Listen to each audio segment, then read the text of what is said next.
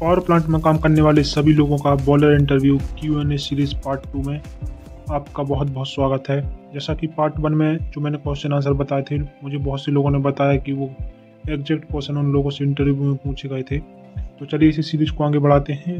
Boiler interview question answer part 2। सबसे पहला question है इसमें LP डोजिंग और HP डोजिंग। अगर आप बॉयलर DCS शिफ्ट इंचार्ज किसी भी पोस्ट के लिए अगर इंटरव्यू देते हैं पावर प्लांट में, तो HP LP डोजिंग के बारे में क्वेश्चन जरूर पूछा जाएगा। HP LP डोजिंग क्या होता है? HP और LP डोजिंग दोनों का हम लोग केमिकल डोज करते हैं वाटर की केमिस्ट्री को मेंटेन करने के लिए। अगला क्वेश्चन ये बनता है कि HP डोजिंग कहाँ किया जाता है, LP डोजिंग कहाँ किया जाता है। LP डोजिंग हम करते हैं डीरेटर में, या जो फीड लाइन है BFP का सक्शन लाइन होता है जो डीरेटर से कनेक्ट होता है उसमें करते हैं। HP डोजिंग हम लोग ड्रम में करते हैं, इसलिए उसको हाई प्रेशर डोजिंग की बोला जाता है।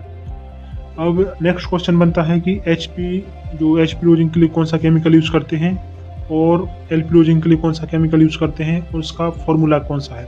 तो जनरली हम लोग LP डोजिंग में हाइड्रोजन यूज़ करते हैं, इसका फॉर्मूला है N2H4।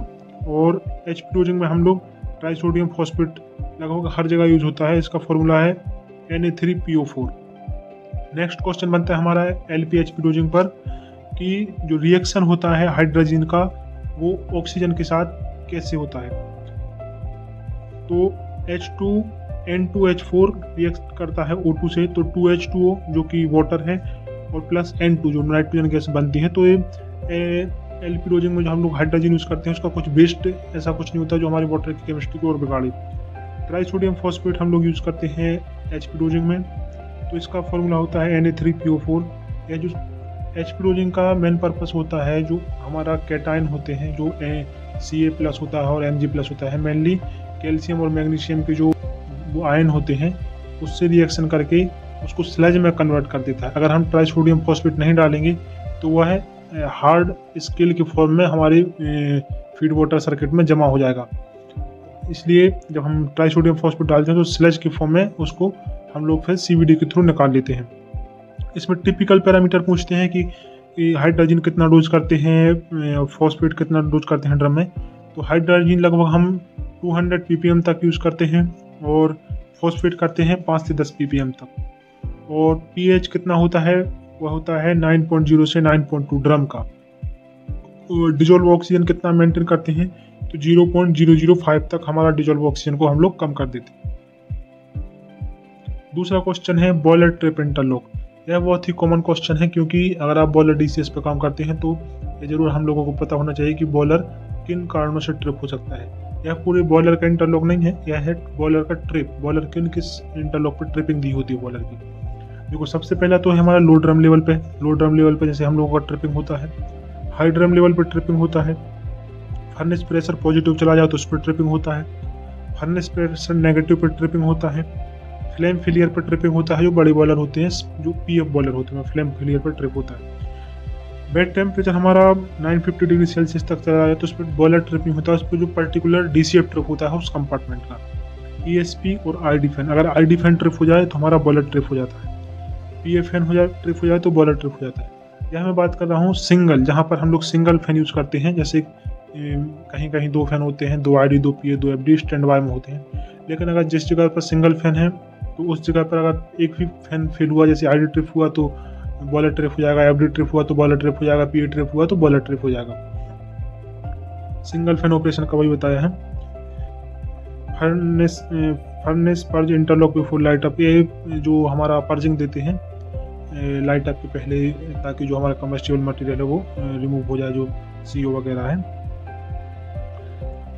इसके बाद तीसरा क्वेश्चन होता है कि आपके इक्विपमेंट का क्या कैपेसिटी है। जैसे हमारी FD फैन का कितना कैपेसिटी है, उसको हमें, जैसे अपन FD फैन का वो प्लेट देखेंगे जहाँ पर लिखा रहता है, तो उसमें मीटर क्यूब पर सेकेंड में दिया रहता है, तो उसको हम लोगों को TPH में कन्वर्ट करना पड़ता है।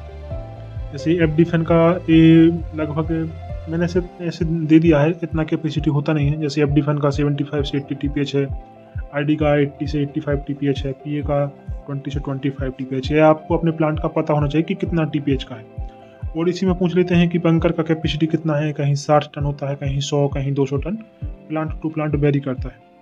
और इसमें बीएफपी का भी ज़रूर हम लोगों को पता होना चाहिए कि बीएफपी का डिस्चार्ज प्रेशर कितना है, कितने प्रेशर पे वो लो प्रेशर पर ट्रिपिंग होता है। जैसे बीएफपी का फ्लो कितना है, 80 टीपीएच दिया हुआ है इसमें, हेड कितना है 150 से 170 मीटर है। इतना होता नहीं, इससे ज़्यादा ही होता है। अगर आप लगभग 70 टीपीएच बॉयलर में काम कर रहे हैं तो हेड लगभग ज़्यादा होगा, 900 तक होगा। मोटर की कैपेसिटी पता होना चाहिए, डिस्चार्ज प्रेशर पता होना चाहिए। डिस्चार्ज प्रेशर लो पर ट्रिपिंग होती है बीएफपी की, इसलिए हम लोगों को पता होना चाहिए कि बीएफपी का डिस्चार्ज प्रेशर कितना है और कितने पर ट्रिपिंग है लो पर।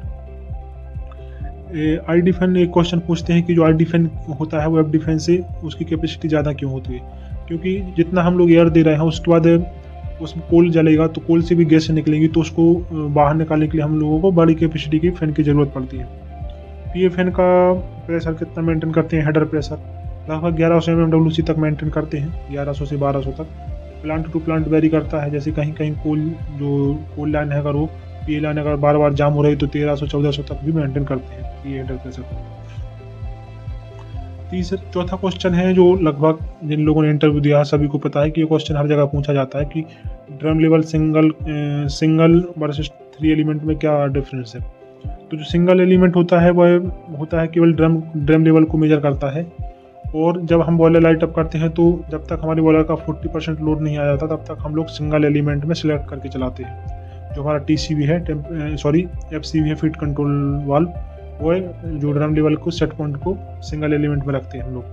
3 एलिमेंट में मेजर करता है ड्रम लेवल, स्टीम फ्लो और फीड वाटर फ्लो। यह स्टेबिलिटी के लिए काम आता है। जैसे किसी दिन इसमें डिटेल वीडियो बनाऊंगा कैसे काम करता है। और ड्रम लेवल श्रिंक और स्वेल क्या होता है? स्वेल तो आप लोगों ने सुना होगा कि जैसे हम लोग जब लाइट अप करते हैं तो उसमें स्वेलिंग होती है, जैसे ड्रम लेवल बढ़ने लगता है। उसी प्रकार श्रिंक होता है, जो स्टीम बबल फॉर्म हो जाते हैं, अगर वो कंडेंस हो जाए तो उसके कारण क्या हमारा ड्रम लेवल धीरे धीरे डाउन होने लगता है, उसको ड्रम लेवल श्रिंक बोलते हैं। 5वां क्वेश्चन है जो जैसे आप लोग अगर कोई छोटे बॉयलर में काम करते हैं तो वहाँ पर एलओआई उतना मेजर हम लोग करते नहीं हैं कि कितना एलओआई है, क्योंकि इतना इम्पोर्टेंस नहीं रखता उन लोगों के। लेकिन अगर आप बड़े प्लांट में जाएंगे तो हम लोगों को पता चलेगा तब कि जो एलओआई है उसकी वजह से बहुत सारा लॉस होता है हमारा, जो एएफबीसी बॉयलर है खासकर, क्योंकि उसमें एलओआई थोड़ा बढ़ के आता है, सीएफबीसी में कम होता है एलओआई। तो एलओआई का मतलब होता है जो हमारा अनबर्न्ड कार्बन है एस में, उसको हम लोग एलओआई बोलते हैं। एलओआई जितना कम रहेगा उतना हमारे लिए अच्छा है। टिपिकल वैल्यू होती है फ्लाई एस मतलब जो हम लोग ईएसपी से कलेक्ट करते हैं, और बॉटम एस जो हमारा एपीएच और इको के थ्रू आता है। तो फ्लाई एस में लगभग 4 से 6% होता है एएफबीसी बॉयलर में, और बॉटम एस में 1 से 2% तक होता है।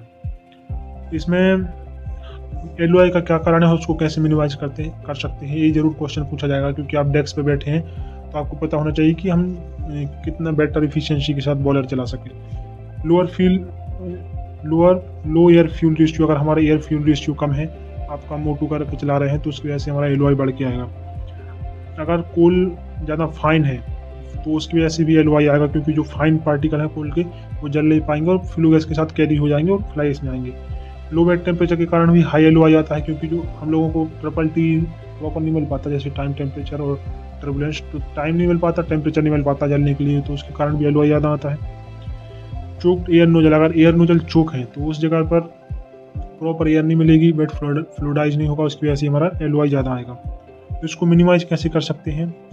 हम प्रॉपर अगर एयर फ्यूल रेशियो अच्छा रखें, O2 मेंटेन करके रखें लगभग 4 से 5%, और कोल का जो साइज़ अगर यूनिफॉर्म कोल साइज रहेगा, अगर ब्लेंड करके कोल चला रहे हैं, जैसे कहीं कहीं पर हाई जीसीबी का कोल उसको डोला जार के साथ या चारकोल के साथ मिक्स करके चलाते हैं, अगर ब्लेंडिंग सही से हो, उसको सही से मिक्सिंग करें तो उसकी वजह से हमारा एलओआई कम आता है। अगर प्रॉपर बेड टेम्परेचर मेंटेन करें, एएफबीसी बॉयलर की बात करें तो इसमें 850 से 900 के बीच हम लोग मेंटेन करते हैं। और अगर फर्नेस ड्राफ्ट अगर जैसे -1 से -2 तक रखें तो भी हमारा एलओआई कम आता है प्रॉपर फर्नेस ड्राफ्ट रखने से।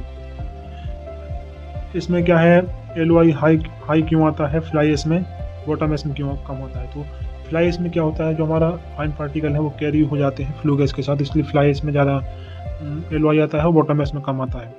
एलओआई की टेस्टिंग कैसे करते हैं? जो हमारा सैंपल रहता है एस का, उसको हम लोग 950 डिग्री सेल्सियस तक बर्न करते हैं 2 घंटे के लिए। 2 घंटे तक हम उसको बर्न करते रहते थे, हीट करते हैं। तो जितना भी लॉस होगा ना हमारा उस सैंपल में, वही हमारा एलओआई कार्बन परसेंट है। जैसे मान लो 1 kg सैंपल है, उसमें हम लोगों ने 950 डिग्री सेल्सियस टेम्परेचर पर 2 घंटे के लिए उसको हीटिंग किया, और हमारा उसमें मान लो 10 ग्राम कम हो गया ना, तो 1% LOI आएगा। मान लो 1 kg में 1000 ग्राम और 10 ग्राम मतलब 1%, तो हमारा इतना कम हो जाएगा। उसके बाद अगर LOI ज़्यादा आएगा तो एफिशिएंसी कम हो जाएगी, फ्यूल कंजम्पशन बढ़ेगा। तो इस वीडियो को देखने के लिए धन्यवाद। यह सीरीज कंटिन्यू रहेगी, हम लोग मिलेंगे अगली वीडियो में boiler interview question answer part 3 में। अगर आपको वीडियो इन्फॉर्मेटिव लगा हो तो प्लीज़ लाइक कीजिए, सब्सक्राइब कीजिए और अपने दोस्तों के साथ शेयर कीजिए जो किसी दूसरी कंपनी में इंटरव्यू देने वाले हैं। Thank you.